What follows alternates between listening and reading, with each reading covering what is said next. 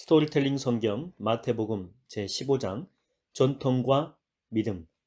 소제목입니다. 유대인들의 전통.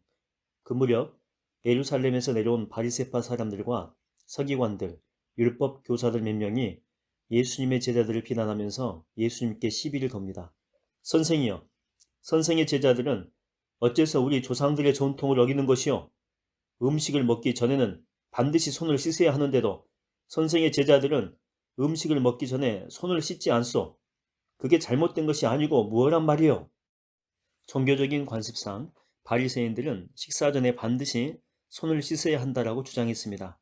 그것은 부정한 사람이나 사물과의 어떤 접촉 가능성에 대한 오염의 효과를 제거하기 위해서였죠. 이 같은 손 씻는 관습은 부정한 것들과의 접촉을 엄격히 금한 율법의 가르침에서 비롯되었습니다. 이 땅에 오신 예수님도 대체적으로 율법을 잘 따랐습니다. 하지만 율법의 문자에 얽매이지 않고 율법의 완성자로서 그 정신을 준수했던 것입니다. 그래서 바리새인들처럼 유대인들의 모든 관습과 전통을 문자 그대로 준수해야 한다라고 하는 의무감은 갖지는 않았습니다. 이런 사실에 기초하여 예수께서 그들에게 대답하십니다. 그렇다면 내가 한 가지 묻겠소. 당신들은 왜 조상들의 전통을 핑계삼아 하나님의 계명을 어기는 것이요? 아니, 지금 무슨 말씀을 하는 겁니까? 우리가 전통을 핑계삼아 하나님의 계명을 어기다니요? 무슨 근거로 그런 말을 함부로 하시지요? 보시오. 하나님의 율법에 기록되기를 내 부모를 공경하라. 누구든지 부모를 욕하며 저주하는 자는 반드시 죽어야 된다라고 하지 않았소. 그런데 당신들은 가르치기를 부모에게 드림이 보탬이 될 것이라도 그것을 하나님께 바치면 부모에게 따로 드리지 않아도 괜찮다라고 하고 있어. 이렇게 해서 당신들은 조상들의 전통을 핑계삼아 하나님의 계명을 거스르고 있어. 그랬습니다. 예로부터 유대인 장로들은 부모를 복양할 물질이라도 그것을 하나님께 바치게 되면 다른 물질로 따로 부모를 복양하지 않아도 된다고 가르쳤습니다. 그러면서 부모 복양의 의무를 회피하고 한편으로는 그 물질조차 하나님께 제대로 바치지 않고 자기 유익을 위해서 사적으로 사용했습니다. 예수님은 유대인들의 그런 불의한 전통을 언급하시면서 그것이 부모 공경을 명한 하나님의 계명, 10계명 중 5계명이죠. 이것을 어기는 것이라고 지적하신 것입니다. 그건 부모님께 드리는 것보다 하나님께 바치게 되면 그게 더 선한 일이 되기 때문에 그런 것 아니겠소? 예수님의 지적을 받고 유대의 종교 지도자들은 크게 당황한 듯 말꼬리를 얼버무리면서 어설픈 변명을 하기 시작합니다. 그러자 예수께서 그들의 말을 자르고 엄히 선포하십니다. 위선자들이여, 이러므로 옛적 이사야 선지자가 선포한 예언이 바로 당신들을 두고 한 것이 아니겠소? 이사야 선지자? 아니, 그 선지자가 무슨 예언을 했다고 그러시오? 똑똑히 잘 들으시오. 그러면서 예수님은 이사야 선지자의 예언을 들려줍니다. 이사야서 29장 13절입니다. 이 백성의 입술로는 나를 섬긴다라고 말하면서도 마음은 내게서 멀리 떠났구나. 그들은 나를 거짓으로 예비하면서 사람의 계명을 마치 하나님의 계명인 양 가르치는구나. 그리고서 예수님은 무리들을 가까이 불러 말씀하십니다. 여러분, 내가 하는 말을 잘 들으십시오. 입으로 들어가는 음식물이 사람을 더럽히는 것이 아닙니다. 다만 입에서 나오는 말이 사람을 더럽힐 뿐입니다. 손을 씻지 않고 먹는 음식물이 사람을 도덕적, 신앙적으로 더럽게 하는 것이 아니라 유대인들의 그릇된 전통처럼 사람의 마음에서 나오는 잘못된 생각들이 사람을 타락시키는 악한 것들이라는 의미입니다. 예수께서 사람들에게 이 같은 말씀을 하고 계실 때 제자들이 예수님께 총총 와서 걱정스럽게 말합니다. 스승님, 어쩌시려고 그런 말씀을? 지금 하신 말씀이 바리새파 사람들의 비위를 크게 상하게 하신 일을 아십니까? 예수께서는 그런 일엔 아랑곳하지 않는다는 듯 제자들에게 의연하게 대답하십니다. 내 아버지께서 심지 않은 나무는 모두 뿌리가 뽑힐 것이다. 그들을 그대로 내버려 두어라. 사실 그들은 앞을 보지 못하는 눈먼 인도자들이다. 맹인이 맹인을 인도하면 둘 다 구덩이에 빠질 뿐이다. 예수님의 답변에 제자들은 크게 놀라며 당혹해했습니다. 그때 베드로가 나서서 예수께 말합니다. 스승님, 앞서 말씀하신 그 비유를 우리에게 설명해 주십시오. 무슨 뜻인지 구체적으로 알려주십시오. 너희도 아직 내 말을 깨닫지 못하였느냐? 예수님은 안타까운 표정을 지으셨습니다. 예로부터 유대인들에게 있어 종교 지도자들의 가르침은 하나님의 말씀과 동일한 수준으로 간주되었습니다. 하나님의 계명에 대한 그들의 박학한 지식과 상세한 해석은 일반 백성들에게 신성불가침의 영역이었습니다. 따라서 제자들은 그러한 종교 지도자들의 가르침을 책망하고 비판하는 스승의 태도를 어떻게 이해해야 할지 분간이 서지 않았습니다. 어릴 적부터 유대의 종교 전통과 의식에 젖어 있던 제자들에게는 아직껏 사람의 계명과 하나님의 계명을 식별할 수 있는 영적 통찰력이 부족했던 것입니다. 잘 들어라. 사람의 입으로 들어가는 것은 무엇이든 뱃속을 거쳐 결국에는 밖으로 나오지 않느냐. 그러나 사람의 입에서 나오는 악한 것들은 이 마음에서 비롯되는 것인데 바로 이것이 말하는 그 사람을 더럽히는 것이다. 자, 한번 생각해 봐라. 악한 생각들은 다 마음에서 나오는 것이다. 살인, 간음, 음행, 도둑질, 거짓 증언, 비방 등등 이 모든 것들이 다 마음에서 나오지 않느냐? 맞습니다, 주님. 그렇다. 이와 같이 사람의 마음에서 나오는 악한 것들이 사람을 더럽히는 것이지 손을 씻지 않고 먹는 것이 사람을 더럽히는 것이 아니니라. 소제목입니다. 어느 가나안 여자의 믿음. 자, 이제 여기를 떠나 다른 지방으로 가자. 예수께서는 지금껏 유대의 종교 지도자들과 정결 문제를 놓고 논쟁하셨던 가버나움 지방을 떠나서 멀리 북쪽에 있는 두로와 시돈 지방으로 올라가십니다. 이 두 성읍은 팔레스타인 맨 북쪽에 위치한 지중해 연안의 이방인 도시들로 페니키아, 베니게 지역에 있었습니다. 예수님 일행이 그 지방에 이르렀을 때에 그 지방에 사는 가나안 여자 한 사람이 예수께 나와서 간청합니다. 주님, 다윗의 자손이시여, 제발 저를 불쌍히 여겨 주십시오. 지금 제 딸이 귀신 들려 큰 고통을 겪고 있습니다. 간절한 청혼에도 불구하고 예수께서는 그 여자에게 한마디도 대답하지 않으셨습니다. 그러자 제자들이 예수께 말합니다.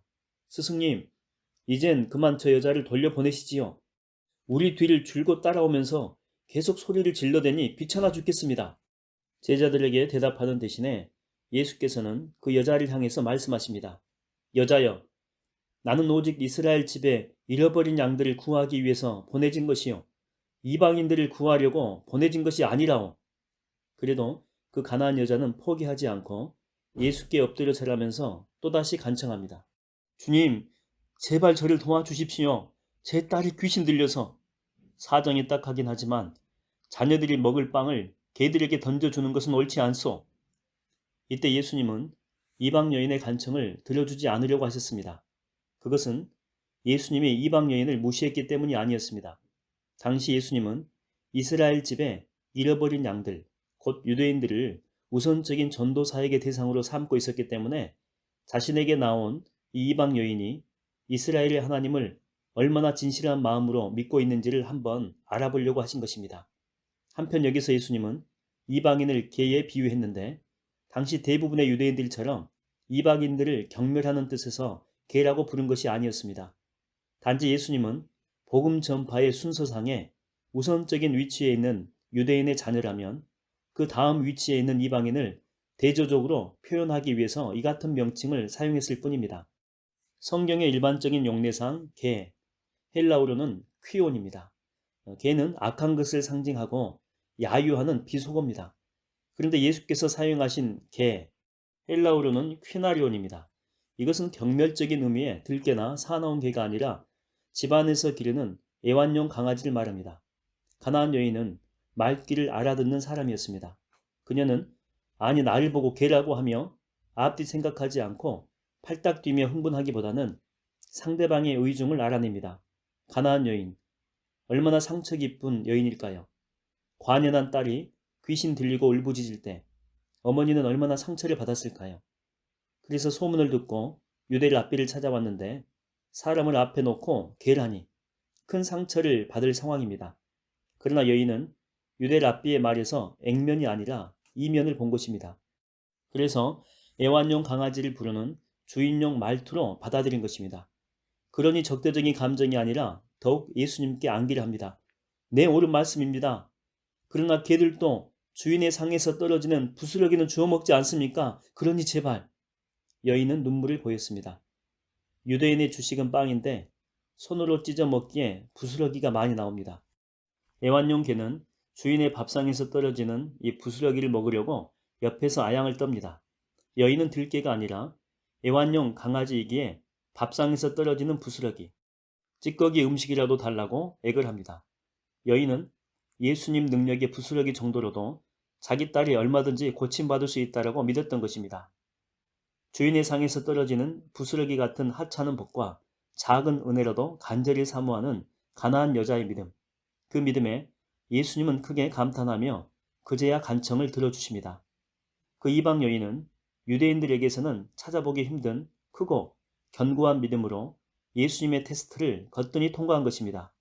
오 여자여, 당신의 믿음이 참으로 크오. 당신의 소원대로 이루어질 것입니다. 예수께서 이렇게 말씀하신 바로 그 시각, 귀신 들려 큰 고통을 겪고 있던 그 여자의 딸이 말끔히 나왔습니다. 맑은 정신으로 돌아온 그 딸은 엄마를 기다리며 해맑게 웃고 있었습니다. 스승도 제자들도 해피엔딩으로 끝난 여인과의 만남에 기쁨을 감출 수가 없었습니다. 해는 어느덧 서산 아래로 내려가고 있었습니다. 무덥기는 하지만 맑은 날씨였습니다. 아름다운 결말이 있는 하루는 고되지만 행복했습니다. 소제목입니다. 예수께서 많은 병자들을 고치심. 두루와 시돈 지방을 떠나신 예수님은 다시 갈릴리 바닷가로 되돌아가 부근의 어느 산 위에 올라가 앉으셨습니다. 예수께서 갈릴리 지역으로 되돌아오시자 많은 사람들이 각양각색의 병자들을 데리고 예수께로 왔습니다. 저른발이, 맹인, 이런저런 지체 장애인, 벙어리, 그리고 그 밖에 많은 병자들을 데려와서 예수님 앞에 앉혀놓았습니다. 예수님은 그들 한 명 한 명을 불쌍히 여기시고 일일이 고쳐주셨습니다. 아, 내가 나았다. 봐라. 내가 멀쩡해졌어. 그리하여 말 한마디 못하던 자가 입을 열어 말을 하고 팔과 다리를 못 쓰던 지체 장애인들이 멀쩡하게 나아 움직이고 앉은 뱅이가 일어나서 걷고 뛰어다니며 맹인이 눈을 활짝 떴습니다. 이런 광경을 지켜본 사람마다 크게 놀랐고 모두가 이스라엘의 하나님께 찬미와 영광을 돌렸습니다. 소제목입니다. 예수께서 적은 음식으로 4,000명을 먹이심. 벌써 나흘째입니다. 온갖 병자들을 고쳐주시고 하나님의 말씀을 전하시느라 시간 가는 줄도 몸이 피곤한 줄도 모르시는 예수님. 이러다가 병이 나실라.